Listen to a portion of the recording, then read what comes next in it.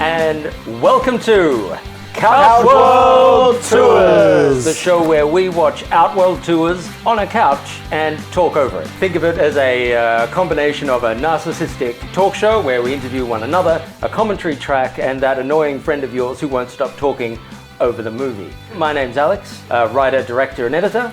Total MK, creative genius. Evan Kitchener, sound design and mixing.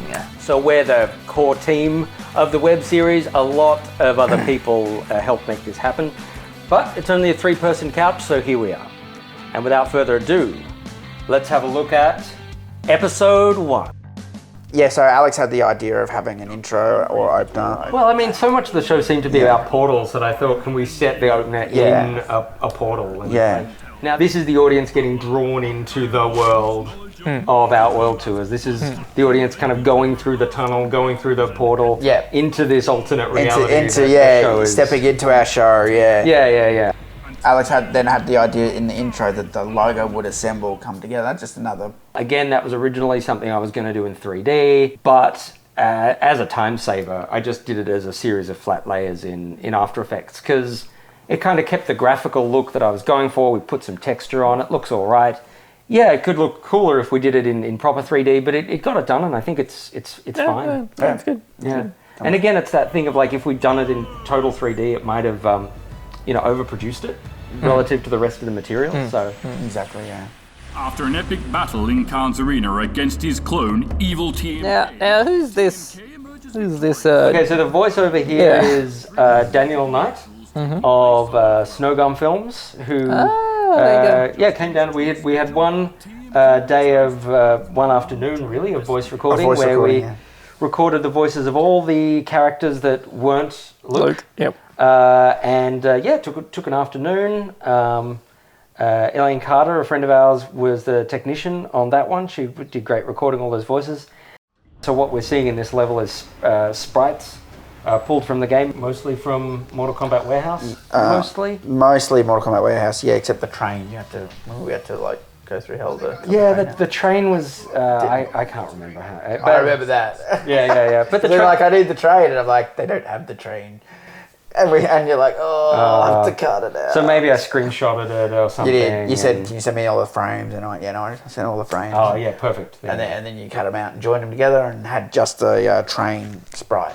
Lovely use of the wind in the hair. That's great. Yeah. So Megan, one of the people who has helped us a lot when we were shooting, one of her jobs on that particular day was to hold, I think, a plastic bin lid. Yeah.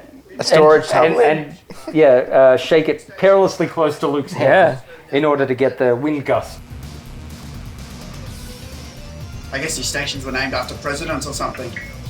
Hey, I'm an expert on Outworld, not Earthrealm. I think you were sitting on a green milk crate or something. Yeah, I think we stuck it under the green screen. So again, you can just disappear. My thing basically was just to talk about what I remember from the levels, like the cracked walls, the sign. It actually has relevance. Yeah, and it's funny because I never even really noticed the cracks in the walls. I've played this game a million times, and it's something I thought, it's just because it's underground. It's just old, but it's actually a result of what's going on. The invasion. Yeah, like even that mark on the wall there, even just noticing that now, that sort of looks like an explosion. Something's been thrown there. So there's probably, that was probably all intentional, make it look beat up. That's something they definitely expanded upon when they remade the Mortal Kombat 3 levels and Mortal Kombat 9. Big happened here. City was totally fucked. Now this is one of those levels, I think, where we couldn't get the sprites for it. This is all live capture from the game. Because of the wind. Blowing the papers. The papers, I think that was why. Yeah. Oh, okay, so you live captured in the game and just had the characters off to the side or something like that. And obviously that one's added over the top. The other thing that was really time consuming about this level and the bridge level, the upper bridge level, was that you've got all these newspapers flying past and they're screen capture, but you'll notice that the newspapers are going in front of Luke, some of them are going behind Luke. Maybe no one will notice. Yeah. But for the ones going in front of Luke, I just I had to mask out Yeah. Luke for those moments where the paper was flying in front of him. Yeah. Every time that happened and I decided there was a paper going in front of him, and that was a manual process that I did not enjoy. Yeah.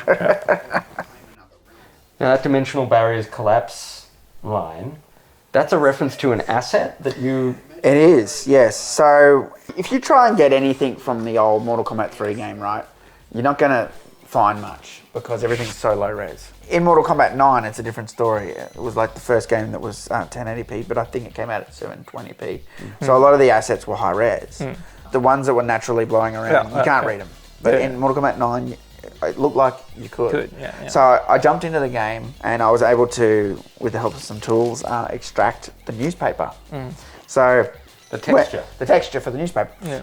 I was able to read it. And it said, dimensional barriers collapse, we are screwed. Which is a reference to what's happening in the plot. So. So that art asset is now referenced as dialogue in there. And I'm actually reading what would be the art asset if you could read it in Mortal Kombat 3. So that's a nice Easter egg. That's what you get being able to work with someone like Luke on a project like this, because they've got that deep knowledge of like, well, if we're going to do that anyway, here's a joke we can make. Like that's where the gold comes from. Yeah. Exactly. Another way. But how? That was fun, that line. Yeah. I like doing the cheesy stuff. You know, it's good. Like shades of Steve Irwin sneaking into the performance. It's good fun. Yeah, this little critter here. Yeah. So this has got 3 stages in it, this one. Yeah. I mean, that was the great thing about MK2, was there were so many levels. Thought I saw someone here. Oh. This bank is exceptionally strong and is one of the wealthiest in Earthrealm. But talk about boring.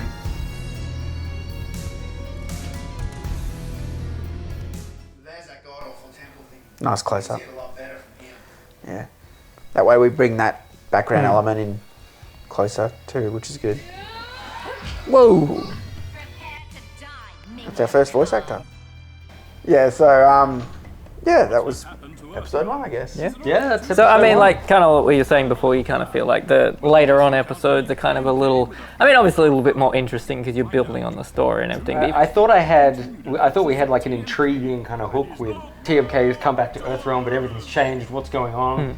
But Well, I mean, like, I'm just not a lot happens. Oh, Like, he comes in, introduces himself, walks around. there's no one here. It's difficult to make that dramatic. Yeah. But that being said, I was going to say, if you want a transition episode between the last season and this one, this is like, he's walking around, he's showing the stuff. It's more like season 1, and then we get into a little bit of action there. And then season 2, you kind of ramp it up a little bit more with more characters and more action and all that kind of stuff. Season 2, we're trying to make it more like a show. We're trying to make season 2 a show about a tour guide, not just a tour guide show. Yeah.